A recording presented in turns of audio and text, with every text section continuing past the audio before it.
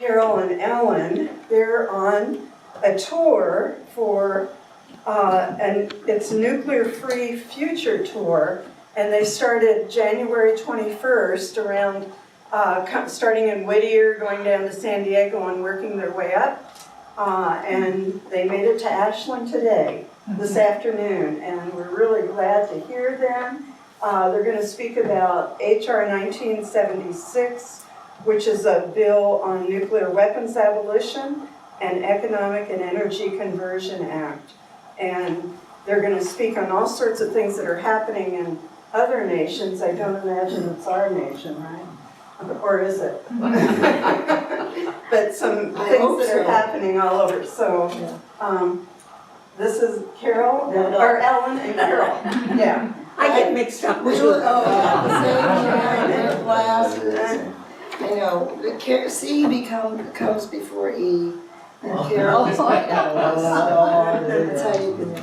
So my name is Ellen Thomas, and I now live in the mountains of North Carolina. I used to live in Washington, D.C. For 18 years, I was out in front of the White House. 15 of those, I was out in front of the White House day and night.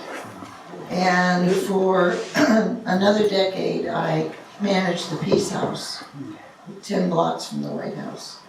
And I'm going to talk some more, but I just wanted to introduce myself and thank you all very much for bringing us. And this is Carol Urner, and she's going to get this later, because I want to pass this around so you can introduce yourselves to us.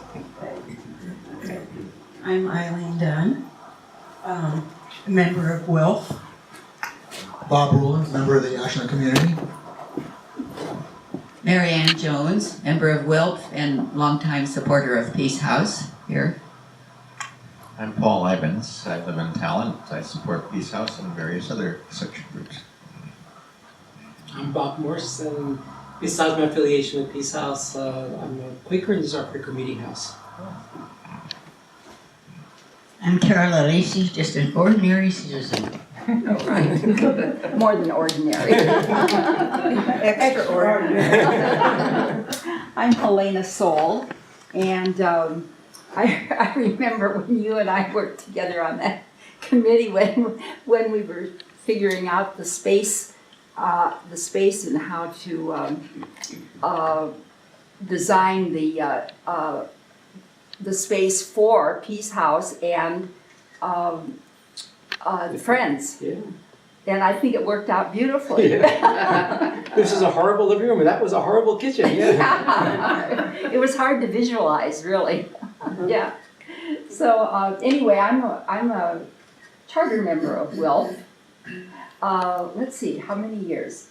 I forget. I'm Herb Rothschild, and I do most of my peace work through Peace House. Hi, I'm Kathy Holland, and we represent CPJ, and we also do Women in Black every week. We did that yesterday. Ivan Hole, I'm sitting in for Peace and Justice Federal. I'm Fran Petek. I was one of the founders of the WILPF branch here, and before that I was with WILPF in Portland. This is Hideko Tamra. I feel so safe in your presence, knowing you believe in extinction of nuclear weapons. And love people. I'm Michael Neiman. I live in Ashland. I'm Sean Gordon. I'm not currently deeply involved with any organizing activities, but have been over a long period of time. And I think the nuclear issue is the most important issue, the 20th century, and continues to be the most important issue. And we got to get rid of these plants that are falling apart. Not to mention the other obvious problems. I'm Carol Urner, and I'm a member of Portland branch, and I'm an Oregonian, and I'm happy to be back, and I hope it doesn't snow or rain too much. And in the summer in the winter, I escaped to Whittier, California, where I live with my daughter, and there I belong to Los Angeles WILPF, and we're starting a WILPF group in Whittier, California also. And Ellen and I are co-chairs of the National WILPF Disarm, End War. Small recipe of WILPF. And we'd invite any of you who wish to join us, mostly be on our listserv, and then you can help scheme with us on how to get, and we welcome men too if they behave. A scheme about how to get rid of these things, because we don't have much time to do it anymore. Indeed. And how many of you men are WILPF members? All right, women, it's time to ask them to join, please. We need you. We need everybody. So, I guess what I want to start with is just explain to you what HR 1976 is. It's an idea that we started circulating a petition in front of the White House in the mid-1980s. This is the petition, basically. At that time, we were asking the legislators of the then Soviet Union and the United States to pass, to amend their constitutions to abolish nuclear weapons and to use the money instead for human needs. And we got lots and lots and lots and lots of signatures, thousands and thousands of signatures, and people would take copies of the petition and get signatures and send them to us. And every year I would go up on Capitol Hill and knock on the doors of all of the representatives and give them a letter and say, we've collected X number of signatures on this petition, will you please present this to Congress? And we never got anywhere. And then in 1990, a fellow showed up from Arizona who had been part of the Impeach Governor Meekum campaign when Governor Meekum refused to acknowledge the Martin Luther King holiday. And the voters of Arizona threw him out. And so this guy who had been part of that campaign said, you need a voter initiative. And so we did. We did a voter initiative, Initiative 37, in 1993, and we won the election, much to the surprise of the powers that be.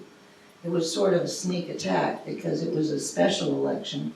And all we did, we put up posters that we made ourselves that said, vote yes on 37.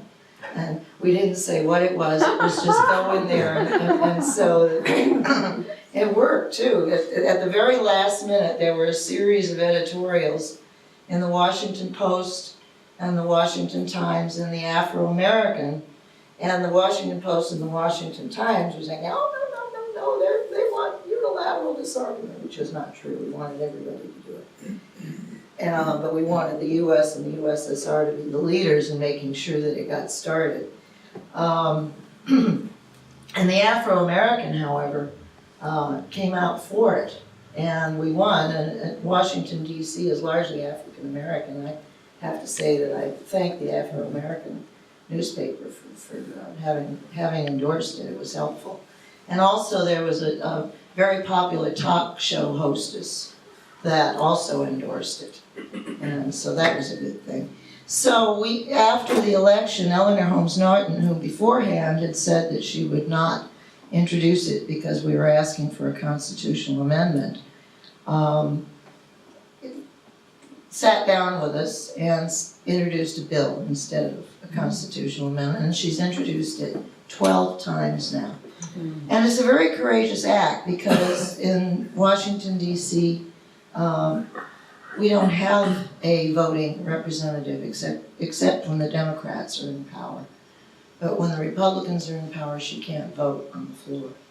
And but she can introduce legislation, and she does every session. And each time we fine-tuned it and made it a little bit better. And so this session, it's called HR 1976. And would you please pass these around? Everybody take one of these. Here's one, Carol. This is a flyer that we put together for this road trip, and on the inside of it is the actual text of the bill. Here, let me pass some over here to you guys too, so you don't have to go. And I'd like to go over that with you, paraphrase some of it because Inside.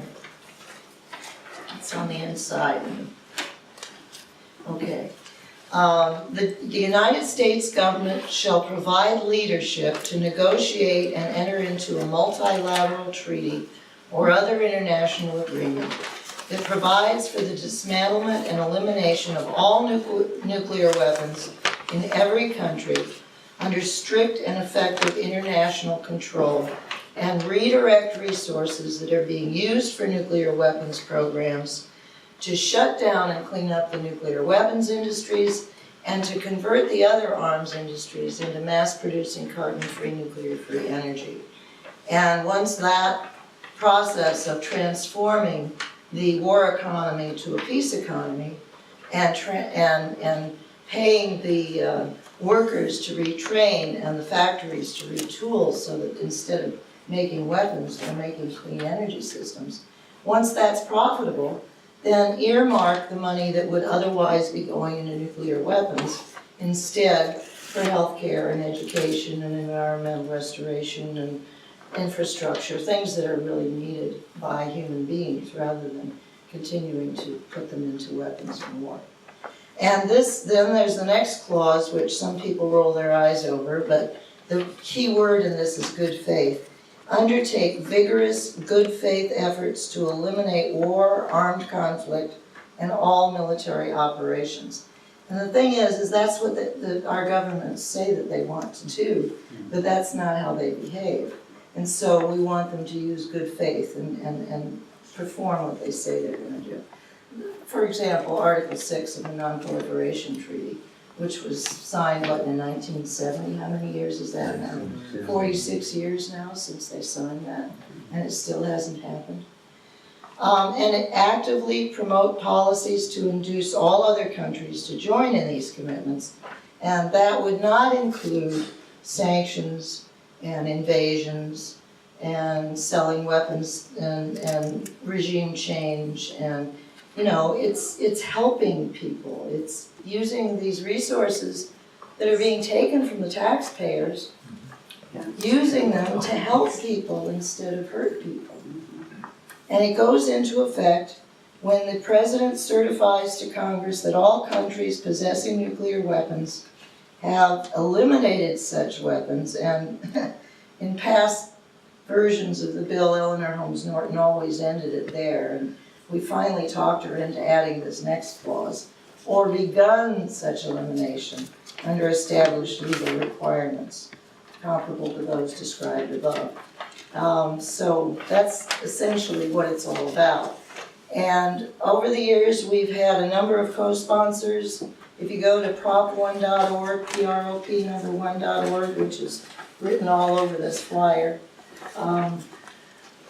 you'll be able to access all sorts of information about the history of the bill and who signed on to it. This session, Raul Grijalva of Arizona, who is co-chair of the Progressive Caucus in the House of Representatives, and John Lewis of Atlanta, Georgia, who's been in the House forever, and he's always been signing on to it. Those two have signed on. Eleanor Holmes Norton gave us this dear colleague letter to ask constituents to personally hand to your representatives, because she says if she's sent it out 11 times before and it never gets very far.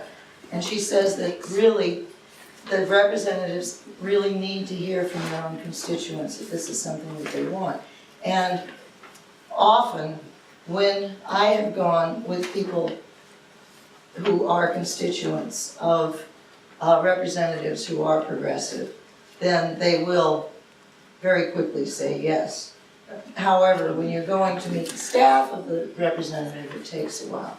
So if you decide that you want, and I hope you will, that you want to ask your representative to co-sponsor HR 1976, if you get put off to talking to a staff person, make sure that you also ask to speak to the representative at some future date so that you can get an answer face to face and have a conversation. Is there anything I forgot there, Carol? Pardon? Is there anything I forgot? Get them on video. I'd add that here in this state, you're in Walden's district. Please find a way to go to him. Please try to dialogue with him. We have to talk to the Hawks and remind him of Kissinger and Schultz and Perry and Lugar, who have all come out for the abolition of nuclear weapons. But I think you have a good thought that probably a more positive thing you can do is try to get Merkley in the Senate to introduce a companion bill. He's the one who's most likely to do it, and we can work on other senators. There are progressive senators in Congress. And I would say of this, what this is to me is what Obama promised us at Prague and made the world so happy. He got a Nobel Peace Prize. And later the man who gave it to him said he should give it back. But this is, in very simple terms, I think, what Obama was asking for, but he was saying we had to help make it happen. And we're the we.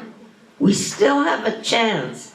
It's getting smaller and smaller, but we still have a chance to make this happen.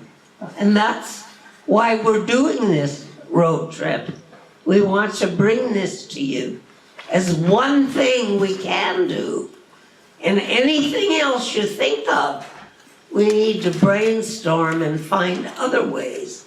But this is one way we can work on the abolition. So I've said all that I really wanted to say until we had questions and answers, Carol. Carol has not really given you any background on her life, but she lived for 35 years in many places around the world with her husband, he was a diplomat, and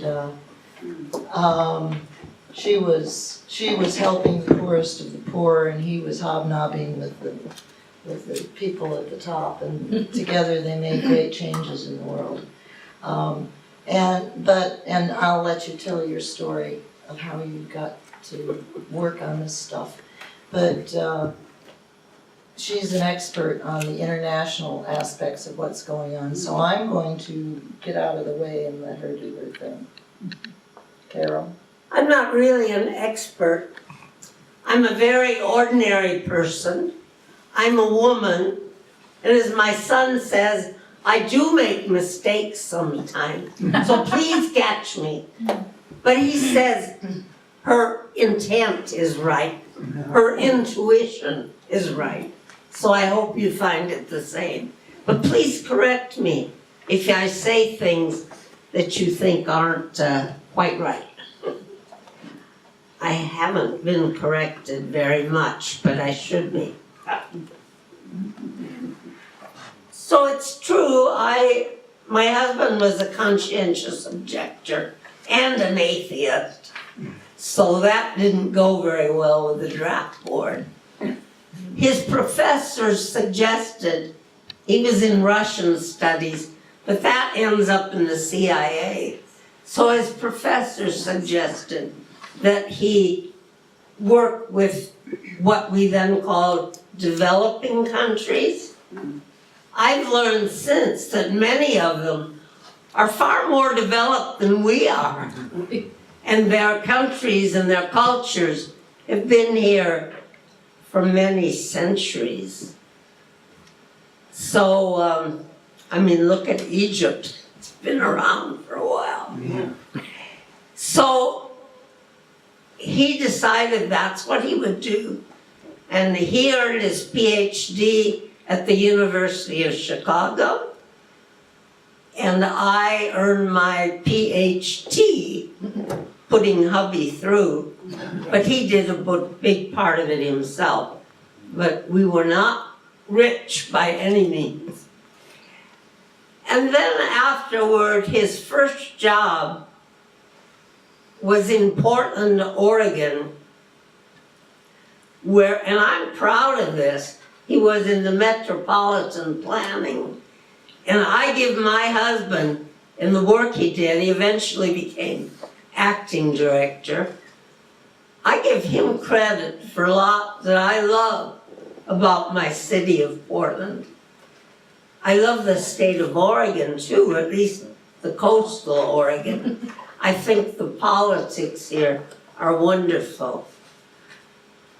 So I keep my residence here, but as I said earlier, I escaped to California in the winter months, or I'd be in the hospital or in the grave with pneumonia. So my husband worked, as I said, with metropolitan planning in Portland. We had our 2 small children. I worked for the AFSC, American Friends Service Committee. I also helped develop a Friends Committee on legislation when we lived in Chicago. So I had this experience. Someone asked me where I got my training for our 35 years abroad when I worked with the poorest people I found around me. And I got it from the American Friends Service Committee and from the Friends Committee on Legislation. So when I was first plunged into the poverty of the Philippines and the oppression in the Philippines and the martial law dictatorship in the Philippines, I felt the AFSC rising up within me. I tried to get help from the AFSC, but that wasn't in their agenda. So I tried to be the AFSC and tried to do what I thought the AFSC would do there. So I worked with squatters in the Philippines and helped them organize for their dignity, their human rights, to tackle their problems. And then I worked with the tribal people because in Manila, the squatters were visible. And so they weren't shot, they weren't killed, they weren't moved into, what did they call them? Anyway, these artificial villages like they were using in Vietnam. But the tribal people was something else, out of sight, out of mind. In some cases, Marcos, and maybe the CIA advised him, I don't know, sent down a thug to be the mayor with a militia and just shot people down. And anyway, I got very involved in this. And it was very controversial. But I'll just say this, and then I'll go on to what I'm really talking about today. I went to the embassy, because my husband worked for USAID, and I told the political officer what I was going to do. I was going to work with everybody, the Maoists, and try to work nonviolently, to bring them into nonviolence.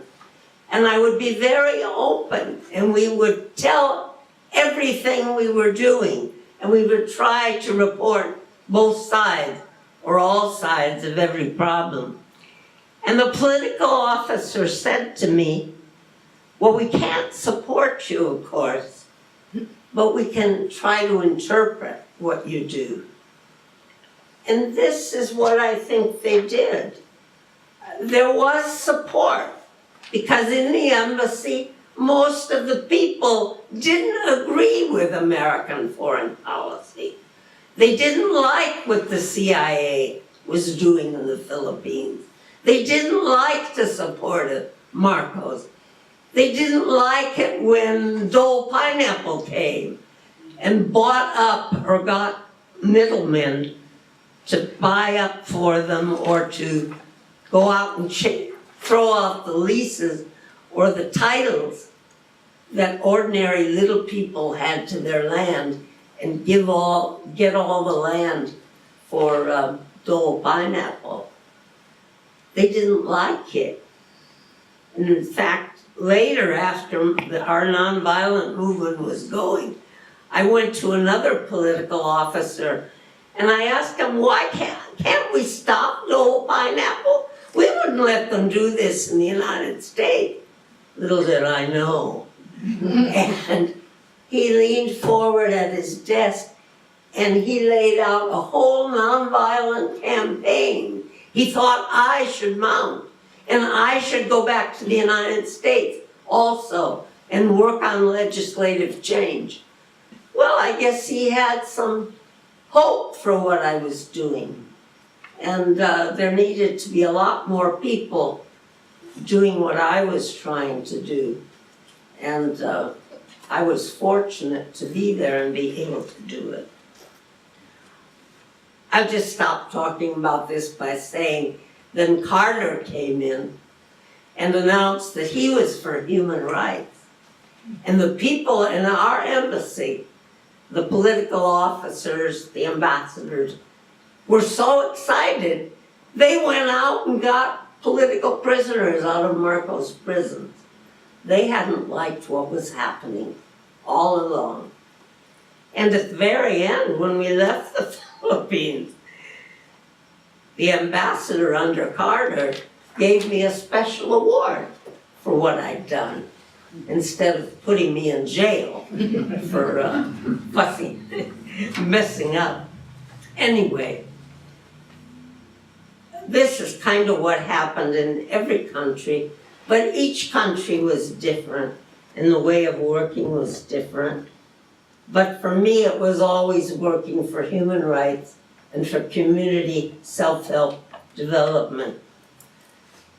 And we loved what we were doing. As Ellen said, I worked with the very poor. My husband worked with governments. Whoops, I should keep an eye. I don't know what time I started. I mustn't talk too long. My husband worked with the government, but I was able to bring to the government people what their projects were doing to their own people. And there was a great deal of feeling at the top. And they did help. And same with corporation presidents and people in the military. Anyway, it was a positive experience on the whole. And then later, after we left, there was a people's revolution, and they got Marcos out. And in fact, this happened, and I didn't have much to do with it, but I think in every country we were in, a strong nonviolent movement grew, and the Americans supported dictator like Ershad in Bangladesh was forced out by the people. And in that case, the US wanted to bring in US pharmaceuticals and shut down the generic medical industries in Bangladesh, the only medicines the people could afford. Neither Jack nor I were very happy with American foreign policy as we saw it. But we were happy with what we were doing. We felt we were making a positive difference. And we found many people in the embassies and in the diplomatic community who felt like we did. We had many friends who supported what we did. Anyway, in the year 2000, October, Friday the 13th. We were involved in an accident in South Africa. We were working in Lesotho, and a truck crossed the line. My husband was killed instantly, and I was not expected to live. But when I came out of my coma, I knew that I couldn't stay in Southern Africa, though I loved it, and we had so much to learn from what happened there. But I knew I had to come back to the United States, the belly of the whale, so to speak, and work on disarmament, demilitarization. But when I got back, it was much worse than I'd expected, because that was when the election and George W. Bush, right, came in. And, well, you were here. You know what it was like. I couldn't believe this was happening in my country. And I remember one of the documents that I saw there. How many of you were familiar with this one? Vision 2020. This laid out in kind of comic book terms the plan to revolutionize our military and the space to, as it said here in the beginning, was based on the Space Command. So this is the U.S., the General Estes, who is head of the Space Command. And he said, U.S. Space Command, dominating the space dimension of military operations to protect U.S. interest and investment. Not people, you understand. Integrating space forces into war fighting. How they love that word. Into war fighting capabilities across the full spectrum of conflict. And it ended here with space, the war fighter's edge. And this is what happened. When I saw this, I cried and cried and cried. These were like our sons. I mean, I was already old enough to be the mother of most of these young men, even some of the generals. And to think, how could this happen to our sons, that they could think like this? But it just laid out what actually happened. In WILPF, we worked very hard in support of Bruce Gagnon's Global Network. Are you familiar with that? And how many of you have participated in Keep Space for Peace Week? A few. We had one. You have. Because I think we had about 21 branches that every year were participating. And I see my poster isn't here, but WILPF International also co-sponsored every year Keep Space for Peace Week. And in that week, we at least tried to make everyone around us know what was happening. But it was very frustrating. Not even FCNL would pick it up. The FSC didn't pick it up. And yet this was a revolution in the military that now makes the U.S. military a dominant force in the world. And Russia and China aren't very likely to work on abolition, or agree to abolition of nuclear weapons as long as the U.S. keeps this space domination. Because we can do with our conventional weapons combined with satellite control. Not as much damage as with nuclear weapons, but enough damage to control the world and the solar system, which, as Bruce Gagnon says, is what it's all about. Corporate control of the planet and the solar system. So with this, I came back, and my WILPF branch in Portland welcomed me and got me to work right away, pushed my wheelchair around, and I had learned how to walk again, and sent me back east to get me involved nationally and internationally. And so I have been involved, but I guess all of us have the same feeling, not very successful. We seem so far from the world we want. And when Obama came and gave his Prague speech, it sounded like we were on the way to nuclear weapons abolition. But something else has been happening instead. And our WILPF, Reaching Critical Will, how many of you look at that website sometime? I'm glad a few of you do. It's a wonderful website. It's like you earn 6 PhDs every time you use it. Why don't you give it to us? I'll write it down. Reaching Critical Will, as one word, dot, is it? Org. Org. At, Org. no, it's dot org. Yeah. Right? ReachingCriticalWill.org. Yeah. Period after will, goodwill, Yeah. critical will. Reaching Critical Will. Yeah. This was started by some of our young WILPFers. .org. And it's been young WILPF women who have been the staff. And they've been brilliant young women and totally committed. And the one now is just pouring her heart's blood out to get abolition of nuclear weapons.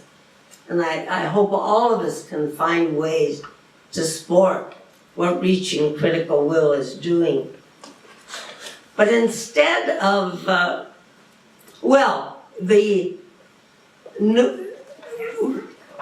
WILPF and these young women have been facilitators for the other non-governmental organization to make space for them to work right with the governments and to help them look for new ways to get rid of these weapons. And one of the first things they did was a draft treaty for the elimination of nuclear weapons. And it's here in this book. I will be sending you a URL where you can download it. It's hard to find it. Most of these things you can find with Google fairly easily. This one is more difficult. But it is still, this whole book is downloadable for free. And then with it are discussions by many experts, non-governmental experts, on disarmament and how we could do inspection. And by the way, with the Comprehensive Test Ban Treaty, which the US still has not ratified, but we're still benefiting from it, it has listening posts that make it possible to track nuclear tests, even underground nuclear tests, like when North Korea does a test. They know a great deal about it. So it's much easier now than it would have been 5 or 10 years ago to have inspection and to keep track. What's that book called? Pardon? What's the name of the book? You can pass it around if you want. But say it for the camera. The book is Securing Our Survival. And the many non-governmental organizations cooperated in doing it, but our WILPF women were very important in writing the text. And Ban Ki-moon, well, first Costa Rica introduced it officially to the UN in 2007. And Ban Ki-moon, who's turned out to be a wonderful Secretary General from our point of view, he's seen that every government has this. And he says, this is your starting point. Let's get going. He's pushing very hard for progress on the treaty. But what actually happened, of course, you all know about the disarmament negotiation process in the United Nations. There's one commission, it's Commission on Disarmament, which does the negotiation. It's not really a UN agency, but it meets in the Palace of Nations in Geneva. And it meets, I think, several months out of every year. But once Jesse Helms came in the Senate, became under Jesse Helms' power, and that was about 1995, they haven't been able to do anything, not even set an agenda for a meeting. What happened was Jesse Helms and the US blocked what was going on, even though Clinton supposedly was more favorable. The Senate managed to block. And then when George Bush came in, and we had people like John Bolton as our ambassador at the United Nations, the US very deliberately blocked every attempt to set an agenda, to do anything. They weren't able to negotiate anything. Well, when Obama came in, it started out better. 2009, I was at the meeting. I went to all these meetings. But in 2010 was reasonably good.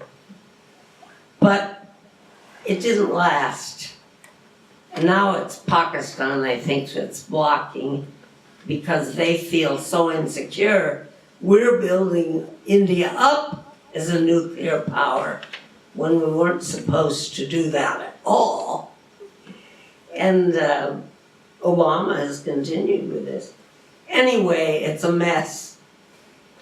So what does the world do when they can't get any negotiations going at all? Well, that's the thing that does give hope. There are 158 nations in the world out of the 193 members of the United Nations who are not under the US nuclear umbrella. And they are getting sick and tired of being bullied by these nations with nuclear weapons who tell them, oh, but you can't do that, or we will do this. And they have begun to stand up.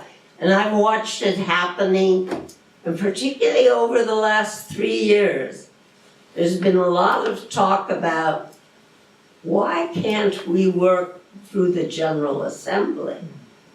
Because the General Assembly doesn't have veto.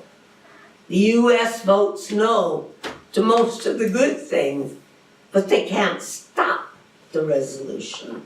They still pass by an overwhelming majority. So this year, oh, but I should go back first and say a little more about this.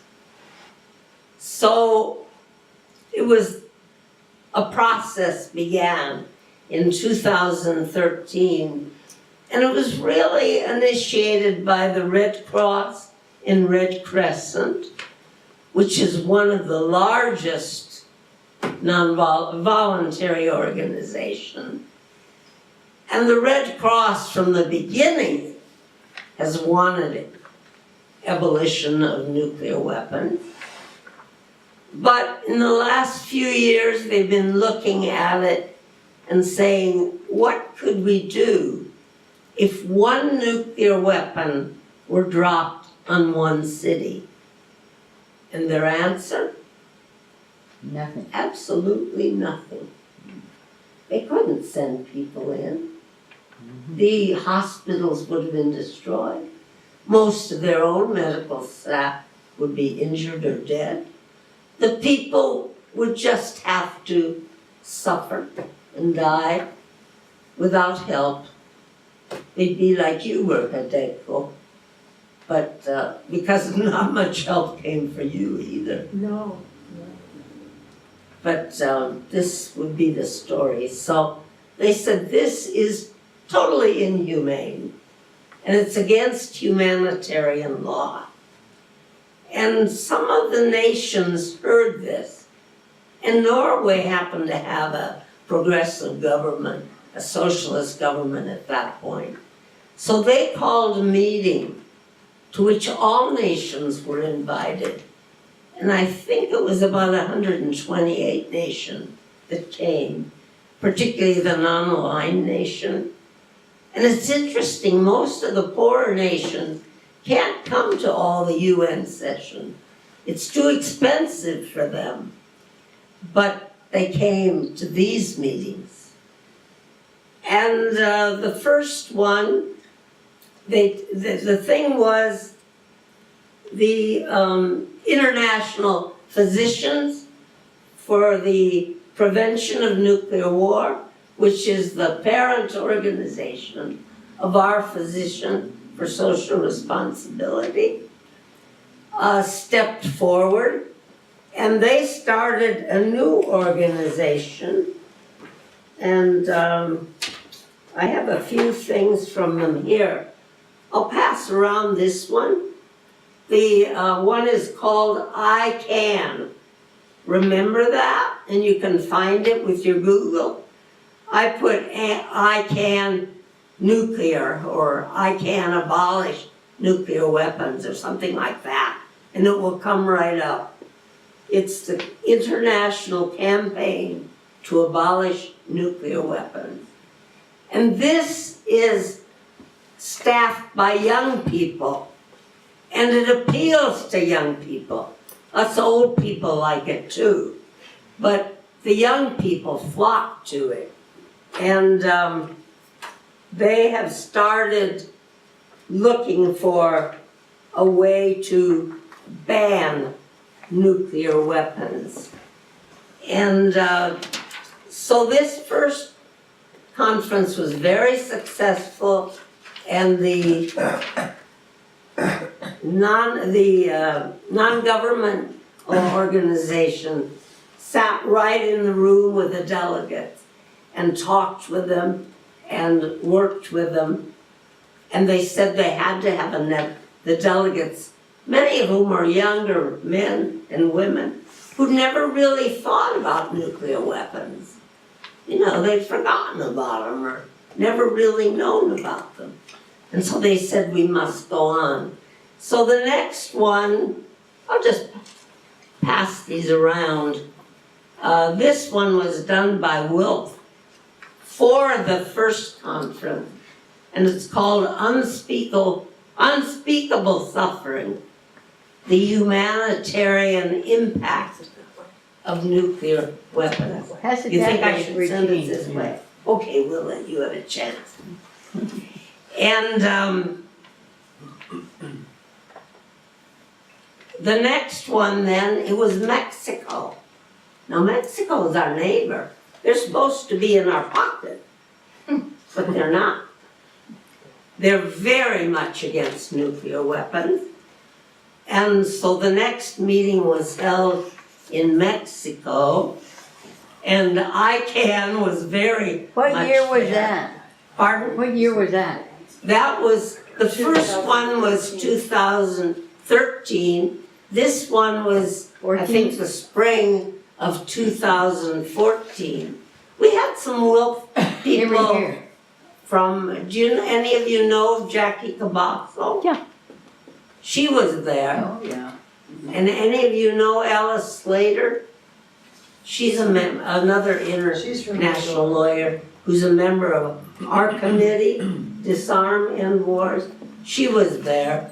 Mary Leah Kelly from Lawrence Livermore Labs, she was there.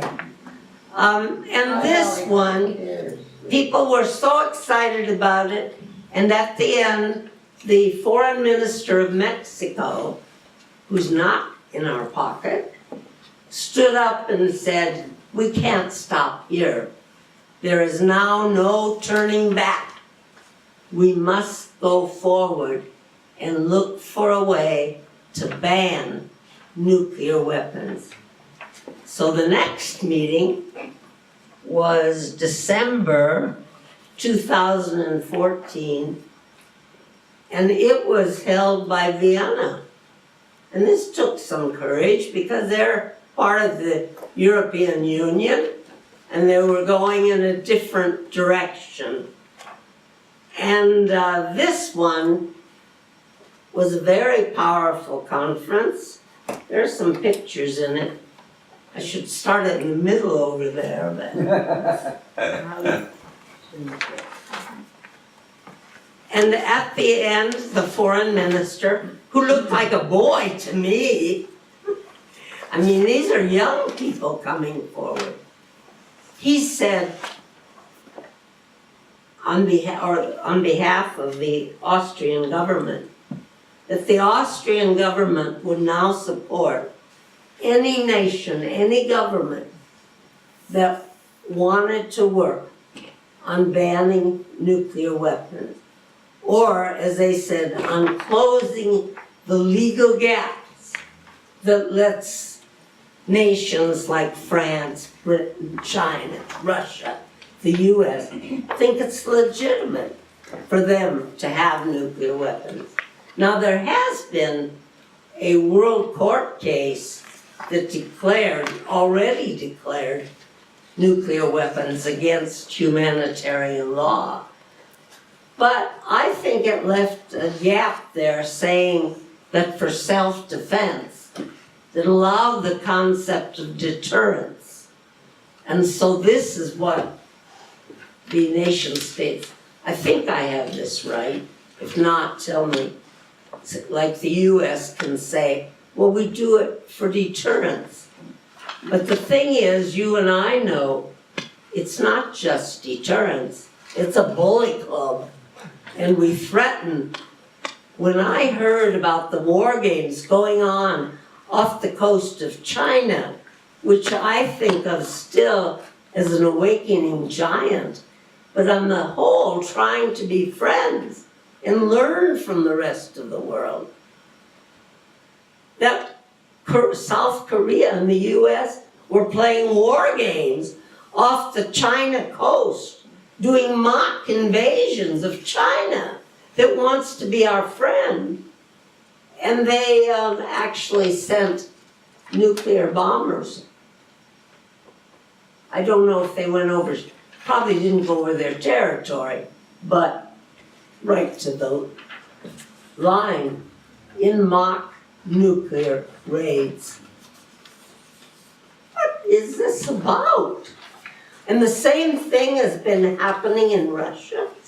And right now, Ukraine and the US are staging war games in the Black Sea. So, Talk about something good. something what? Yeah. Let's talk about something good. Talk about Mayors for Peace and talk about. I'm going to say a little bit more about this. I mean, there are a lot of bad things happening, but yes, I want to give you some hope. And the work of the NGOs and these 3 conferences have had a very good result. And so the humanitarian pledge of the Austrian government has now been signed by 122 nations. It takes 50 nations to negotiate a treaty. So 122 have signed the pledge, and others are saying they will sign it. They will participate. And the first meeting are to begin, Mexico submitted a resolution to the General Assembly in 2015 that there would be an open-ended working group that would meet 15 days, 3 different times in Geneva. Everyone would be invited, but his task would be to close the legal gaps, to, WILPF says, to negotiate a ban treaty. And WILPF and the young women working there have worked with the other NGOs, non-governmental organizations, to design a ban treaty. And they've written, you can go to Reaching Critical Will and look under publications, and you'll find online complete studies about what a treaty could look like to ban nuclear weapons. And these will meetings start in later in February. I think that it may be today. Where are they meeting? They're meeting in Geneva. And the NGOs can go. I mean, you can send someone. But this to me is very exciting. And what was most exciting about it for me was to see the ambassadors. I was 3 weeks at the latest Nuclear Non-Proliferation Treaty, which has been the main disarmament treaty for abolishing nuclear weapons. And the US and the others who ratified it are supposed to be working in good faith to abolish nuclear weapons, but instead they're doing the opposite. And this is a recent book by also Reaching Critical Will, assuring destruction forever.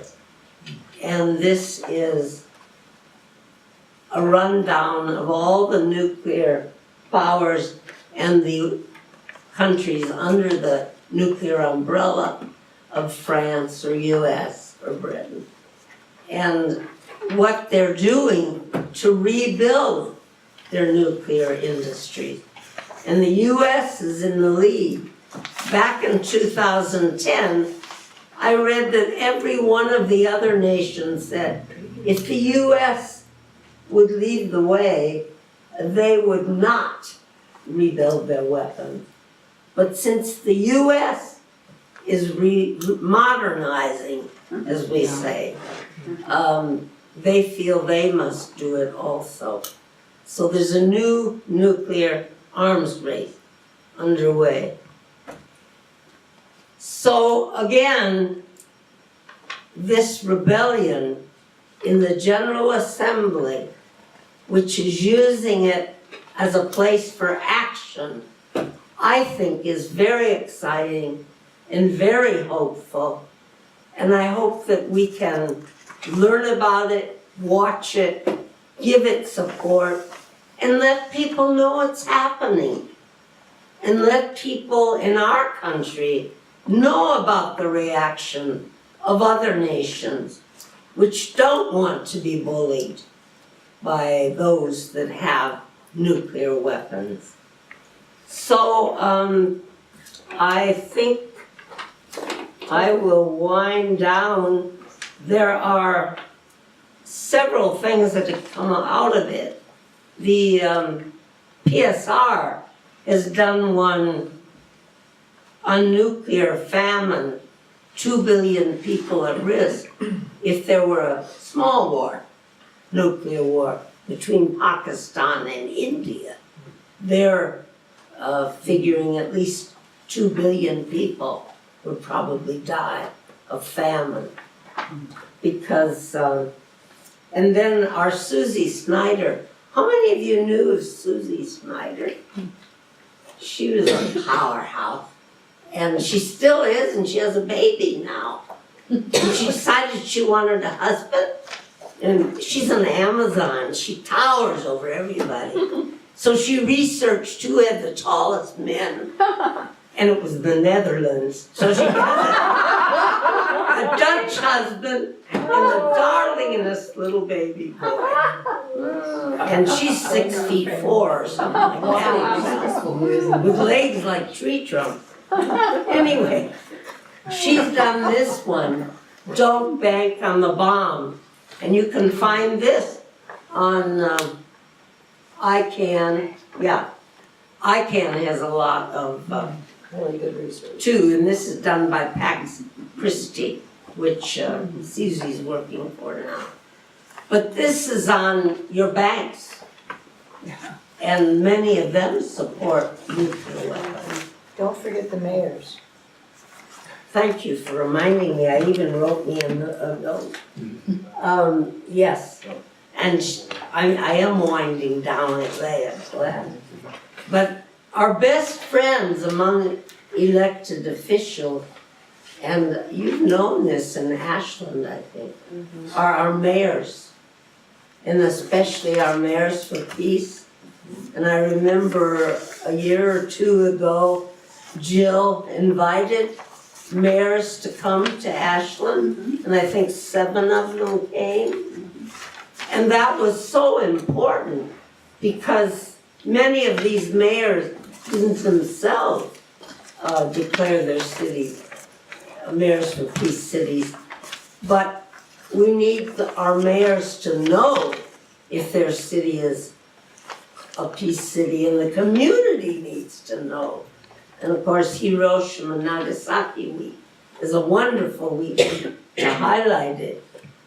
But every year now, the U.S. Conference of Mayors, which includes supposedly every mayor of a city over 30,000. Now Ashland's too little to count. I think you're only about 27,000 or something like that. 20. 20,000. 22. But every city over 30,000 automatically belongs to the U.S. Conference of Mayors. And every year in June, they have a huge conference at nice places like Las Vegas. And the mayors from all over the country come. And they pass resolutions, among other things.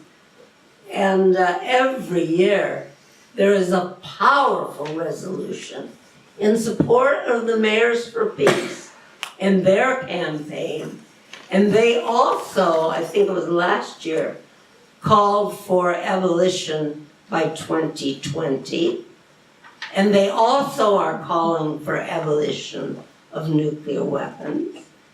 And Jackie Cabasso, who I mentioned earlier, Mayors for Peace, is paying her to work with mayors here. And she helps them write these resolutions. And they are powerful. And it's good.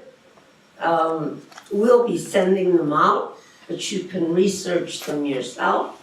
And they're good to bring them forth. Bring them before your mayor. How can you get one of these? We should have this in the library. Yeah, they're online. I don't know if you can get it as a document. The Minister of France had become a pacifist, if he wasn't one before, in the Great War. And he proposed that the U.S. sign with him a pact outlawing war. In the United States at that time, and all over Europe, there was a huge movement in the peace movement called the outlawing movement. And they wanted to outlaw war. And they, in the United States, really went after Kellogg. And it wasn't just ordinary people like us, but college presidents and people with real standing in the community were joining together. We must outlaw war. No more war. And finally, Kellogg gave in. He got to thinking, gee, I'd get a Nobel Prize for this. And he did. So he and Briand signed the Kellogg-Briand Pact. I think it was 1928. By 1929, more countries were signing on. And soon, it was virtually every independent nation. Of course, most of the world was colonies, so they couldn't do much. But the world outlawed war. And the pact was very simple. If you were attacked by another nation, you could defend yourself, but you must immediately call on the others who had signed the pact. And they would come and rescue you. Well, it may sound idealistic, but that's exactly what they've done in South Africa, Southern Africa. There are 11 countries of SADC. I was there when all this happened. And they have the same pact. And if they agree not to attack each other, but if any coup is staged against an elected government, the other countries will come in and put that elected government back in power. And it happened to us. While we were in Lesotho, there was coup after coup after coup. And our president was so beloved that he and his party, that none of the other parties could get a seat because every precinct voted in huge majorities for the Democratic Party. But in the last coup, Mozambique, Botswana, South Africa came in. The rebels had burned down all our cities, burned down the homes of the governing party, and threatened their lives. And, I could go on because it was a marvelous story. But anyway, they did come in, put the elected government back in, but they also brought in the conflict resolution people. And they had wonderful ones who've been through wars themselves. And for 3 years, they kept representatives of all the parties together, working on the Constitution and what they could do to change it so that everyone who had a reasonable number of votes could have at least one person in Congress. And they solved it, and the government's working fine now. So this approach is also the one taken now, I hope it works, by Latin America. The US is still messing around down there a little bit, but it's not as bad as it was. And they've declared themselves a zone of peace, and it's the same agreement. They will agree to disagree. They'll learn to live together. They will not attack each other. However, if anyone should attack another, then the others again will put the elected government back in place. And when Obama came down, and I am finishing now, came down and met with the Latin American, Caribbean, 33 countries, and the North American countries. They told President Obama he was welcome, but he must remember they are equals, and they must be treated that way, with dignity and respect, and not bludgeoned into positions. Finally, I will mention what for me, and I think this may be the man who had that article in the Post today, but I'll look it up. It's Robert Kagan.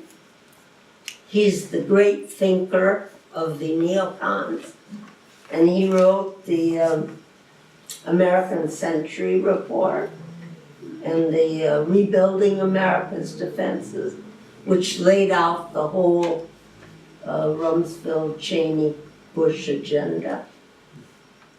And his thesis in this little book, which everyone was reading in the UN when I went there in 2004, Paradise and Power, is that Europe is like Venus, it's paradise. He loves it there himself, he has a house there, he lives there a lot. But the US is Mars. It's the US that has the power. And the US should use that power. And this is what he is preaching. And he's one who wants war with Russia. He's a man who believes in regime change. His wife, Victoria Nuland, is the one who had a big hand in engineering the coup in the Ukraine that we don't talk about. We blame Putin for being aggressive, but don't mention this coup that threw out the democratically elected prime minister. Anyway, I can't help but have hope, I'm a Quaker. For me, we just have to keep working to see what love will do, what hope will do, what faith will do, and not lose hope. And hard work.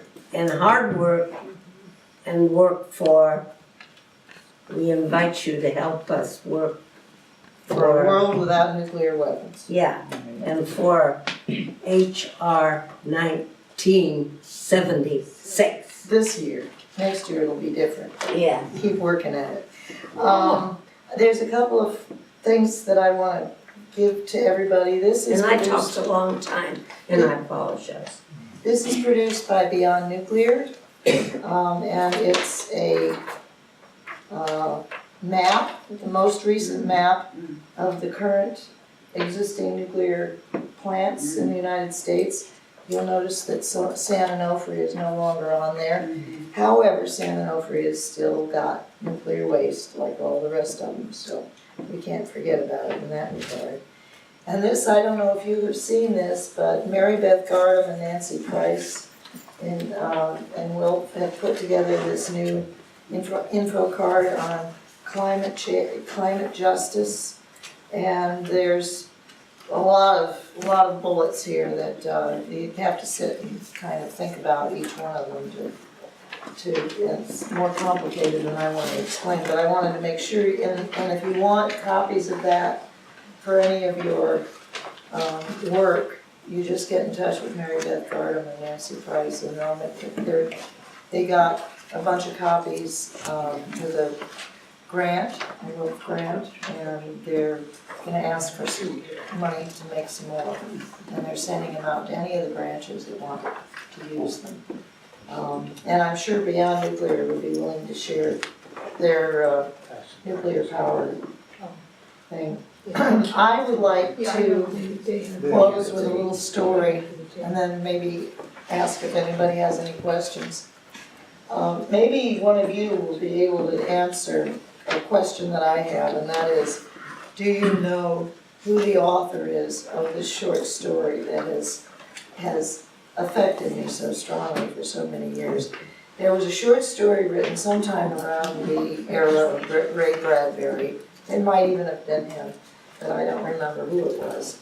And the story was about a colony on a planet far away in the future that was terraforming the land.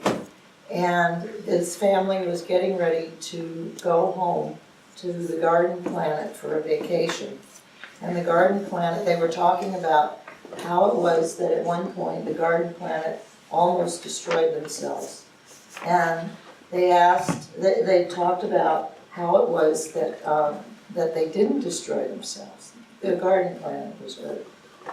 And the way that they did this was the country that had the most nuclear weapons reduced down to the country that had the second most, and they reduced down to the country that had the third most, until everybody had the same number of nuclear weapons, and they all had a great big party and got rid of them all together. And I believe we can do that. I think it's a great idea, and I think we can do that. And Proposition 1, which we call it Proposition 1 campaign, we incorporated in order to get it on the ballot in 1993. But we believe that this is a message of hope to the world. It's a statement of purpose. It's the only bill in Congress that calls for abolition, total abolition of nuclear weapons. There's the SANE Act, which is good because it reduces spending, but it doesn't get rid of them. And if the United States were to pass this bill, and yes, it's unlikely, but they didn't think that marijuana would be legalized. They didn't think that gay marriage would be legalized. So let's make nuclear weapons illegal. Let's get rid of them. And Norton's bill is calling for negotiations of a treaty to ban nuclear weapons. That's well underway. So there is hope for the future. And we can talk a long time, and we do. Many of us talk a lot about all the problems. But we have solutions available to us if we use them. This is a bill in Congress. This is something we can do something with. So I ask you, please, to do something. Thank you. Thank you. Does anybody have any questions or comments? Well, I understood that one of your purposes was to get us talking about what we ourselves could do. Is that correct? Absolutely. Might we do a little of that? Please. I've been thinking for a little while that it is time to renew our activities. And my column in Saturday's paper was about that, in the Times. And it is my idea. I think we have a concrete, achievable goal to get Jeff Merkley to file a companion bill in the Senate to Norton's bill in the House.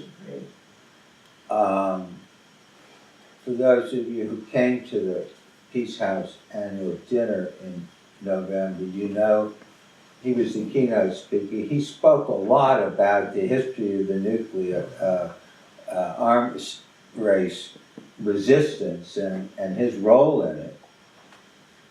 So he's certainly sympathetic. But I think we need to do a good bit of statewide organizing before we ask him. I'm so glad that you're coming through the state, because it's a wonderful organizing opportunity. As you go through the state, I would like you to put a flea in the ear of people who come to say that within the next, I would say 6 months, we need to have a statewide organizing meeting. Maybe in Corvallis or Eugene, which is fairly central. And to sit down and talk about plan a campaign. There's a guy named Al Jubitz in Portland, who has the Judith Foundation. I was on the phone with him shortly. He was in Hawaii, couldn't talk long. He's interested. And he's been involved with the Rotary Project, and it's not, people may not know that the Rotary International has a big peace project. And they're everywhere in the state. There are Rotary clubs everywhere in the state. So there are good possibilities here, and I think that we can do something, and we ought to do something before the year gets too much further along. I think that's a great idea. We can keep that in mind in our next Portland meeting. Yeah, and you tell them that people here very interested in working collectively and pointing toward a statewide meeting, and maybe throw out the idea that we do have a very realizable and significant contribution to make to the movement by getting Merkley to file a companion bill. I second that. Can I ask you, you're talking about representing Peace House, also representing WILPF? Are you talking about other organizations? Everybody, yeah. No, Michael and I have been the most active within the Peace House activists on nuclear stuff. We worked hard on the Iran deal, but there are people. I mean, everybody in this room. You know, there's enough energy in this room to do it. And we'd love for you to, if you're looking for an organizational connection, for you to do your work, WILPF for Peace House. If you live up in Medford, Citizen for Peace and Justice, this is a good little activist community. You'll find a home here for your concern. And our local WILPF group has a tremendous library, resources of films. We probably have 30 films, 30 or 40, on nuclear-related issues, and a lot of books. And some of these reports from WILPF. So if you're interested, write your name down there's a clipboard here, and you can be in contact. Well, I hate to be cynical and critical, but I'm very cynical and very critical. And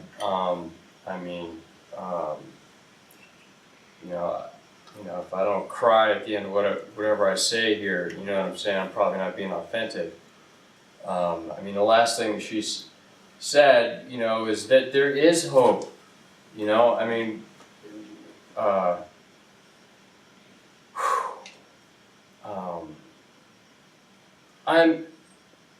Since this gentleman walked in the room, I'm not the youngest person in the room anymore, but, which is like a new thing for me. But, seriously, I really wish that, and this doesn't mean that we can't do this in the next couple of months or when we come back to Oregon. You should be speaking at the Ashland Armory or on 4th Street, the Unitarian, or the Medford Armory. Most young people don't even know what this is. Take a minute to tell you something. In '78, I got really worried about the nuclear arms race because Carter came in saying he was going to do something, didn't, really. So I decided to start the nuclear arms movement, resistance, in Louisiana. I didn't know much about it. I made a couple of calls. Everybody's going to be in New York City in May, this is '78, for the first UN special session on disarmament. So I went up there and I learned a lot. And then there was a rally in Dag Hammarskjöld Plaza, and there were 20,000 people there. And I said, wow. 4 years later, the second UN special session took place in New York City. There were 1 million people in Central Park. Believe me,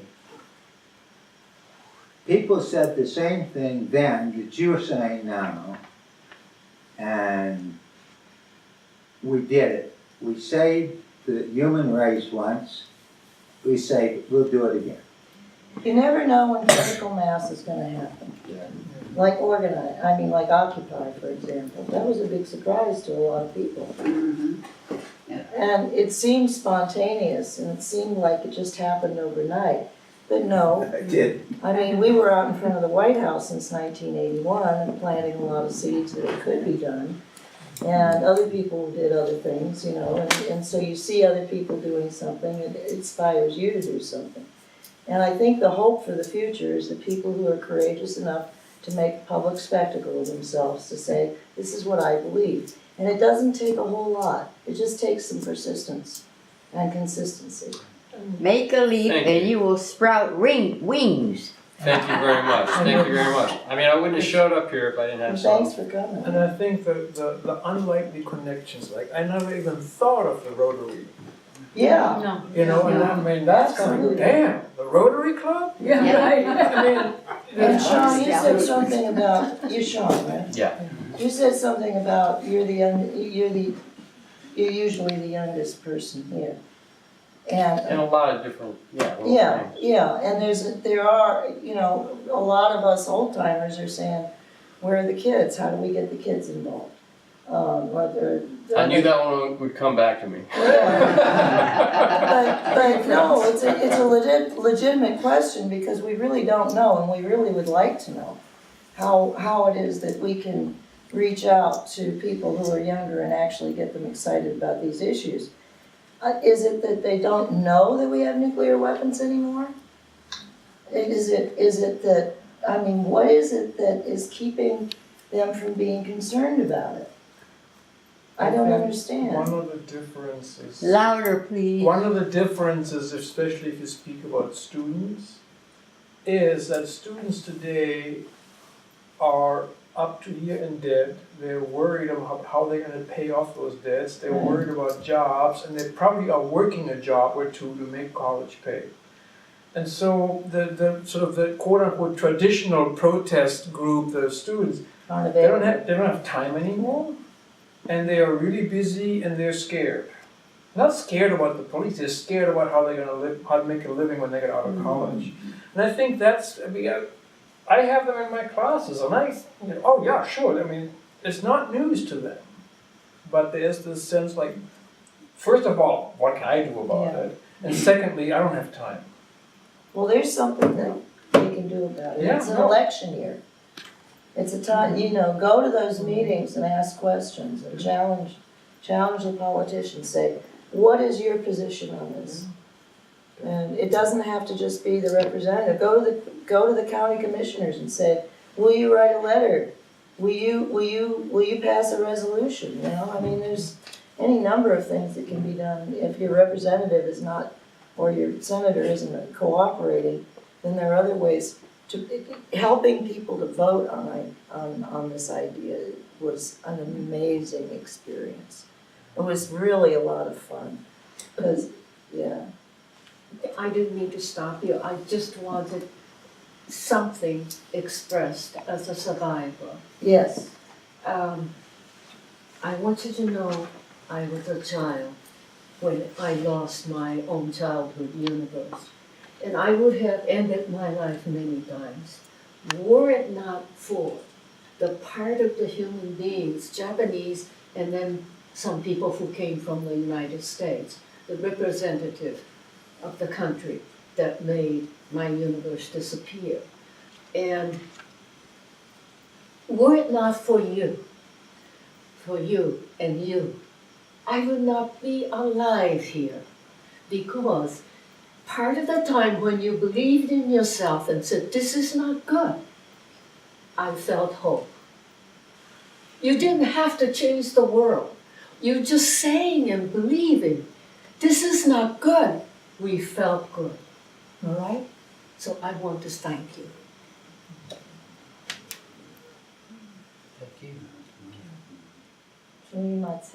And I didn't mention Adeko's book, for those of you who don't know it. She wrote this wonderful little book about planting the seeds of peace for children to comprehend, because she lived through Hiroshima. And it's being translated into many other languages now and placed in different places, nations around the world. That's my intent. The first success The was project. persuading Chinese government.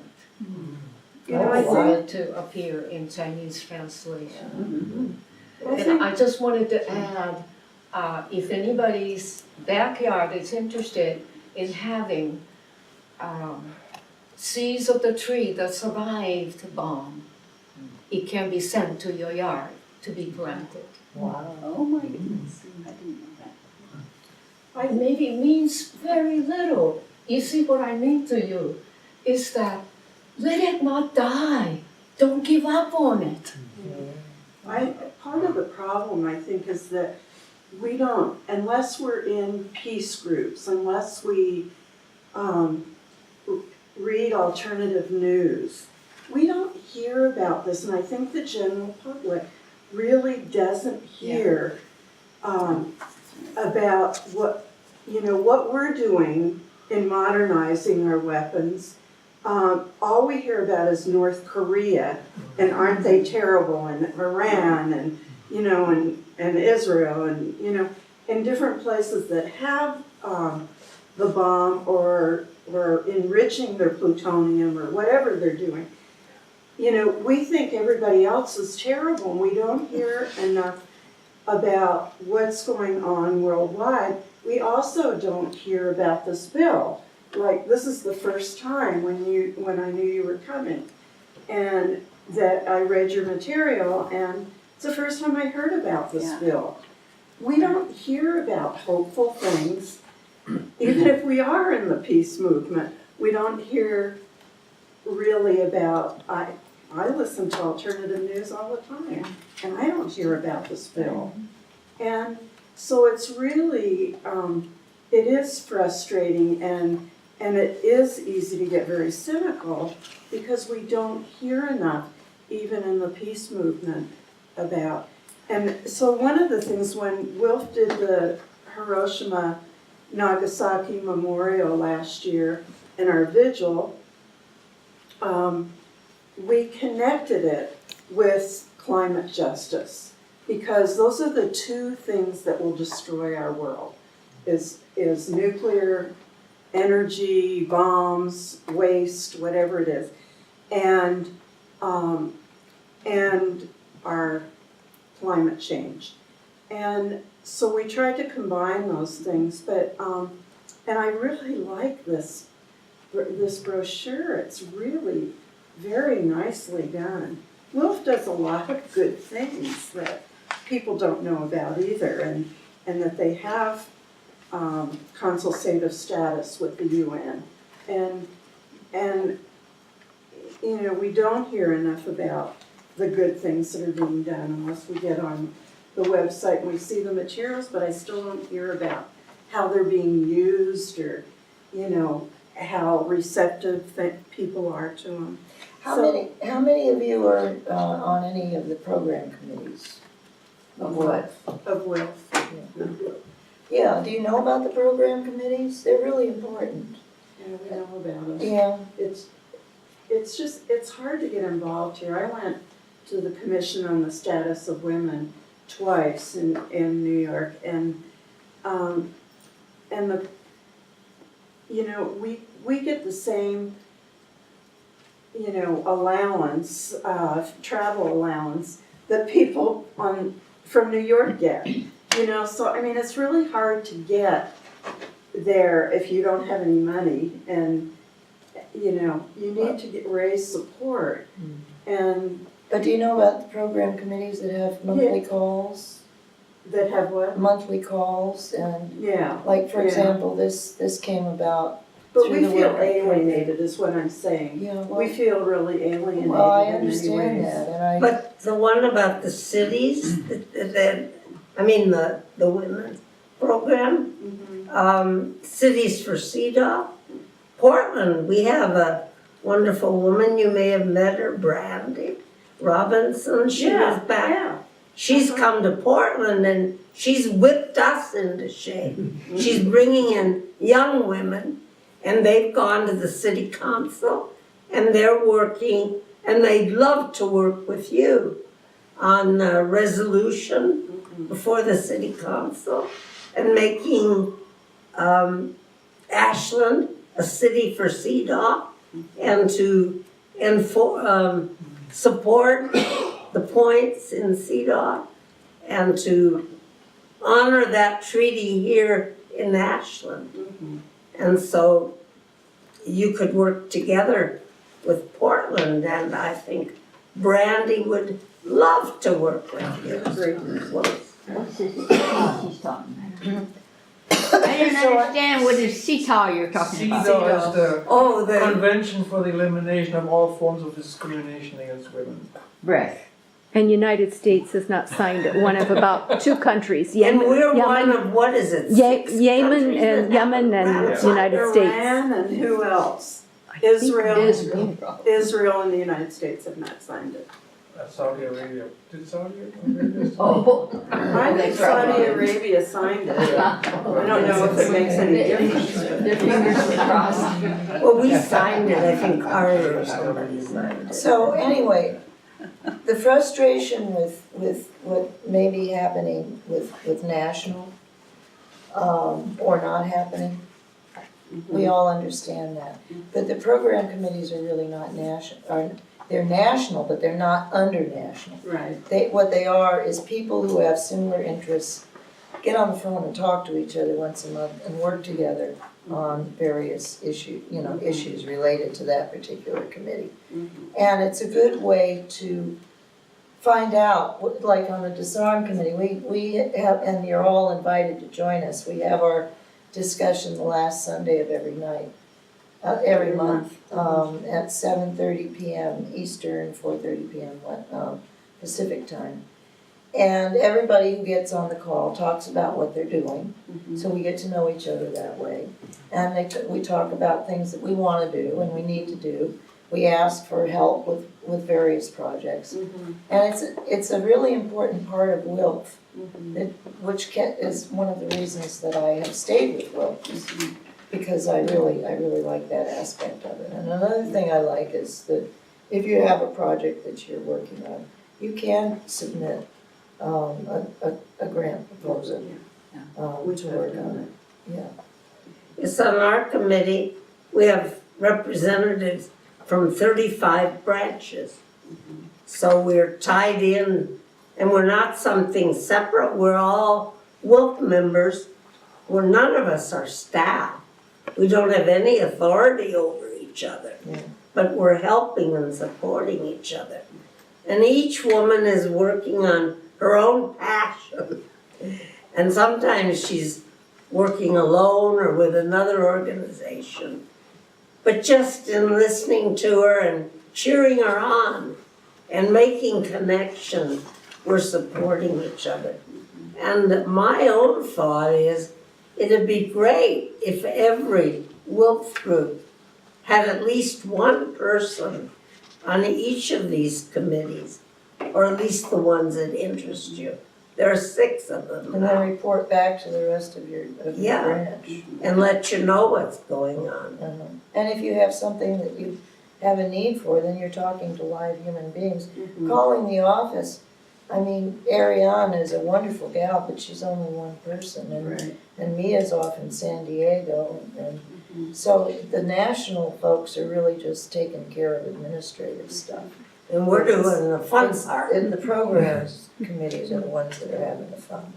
And back to the idea of meeting here locally to see what we can do and maybe connecting statewide. We have some new people here, so you may not know that for the past 10 years, WILPF has been offering anti-nuclear work and a vigil in July and August, Citizens for Peace and Justice and Medford Health and Peace House. It used to be, it started under Peace House, and then it got dropped. So when it was in a transition time, WILPF for 10 years has carried this work. We've got tremendous amount of resources, and there's some photo sheets in here of some of the things we've done. We're not going to be able to do what we've done as a local group probably this year and moving forward, because many of our members are taking care of other people and we're getting up in age. So we really would like to see what other people, or have other people join us and see what we can create going forward. I would like to join the organization, and I would like to know about this meeting, if this happens, hopefully in a month or in a few weeks or whatever. Great. There's a sign-up sheet here. Wonderful. There you go. If you want to leave name and contact information, so that we can pass it around now. Sure. Yeah. And we do have some refreshments in the other room. Yes. I feel so at home now. So as you're looking, you can be munching as you look at the pictures of our vigils in the past year.